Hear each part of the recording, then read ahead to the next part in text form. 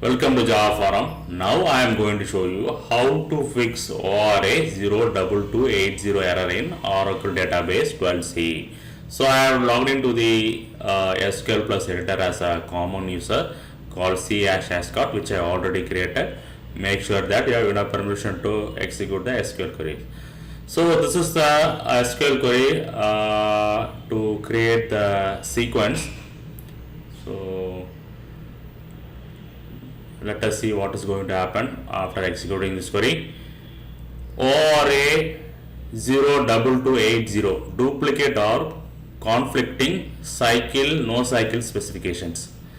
So here you can see that I have mentioned the word cycle and also I mentioned the word NOCYCLE here. Okay, so this is not acceptable SQL query. Either it should have a keyword cycle or NOCYCLE. Okay, now you can see that sequence is created successfully. So this is the fix for ORA-02280 error.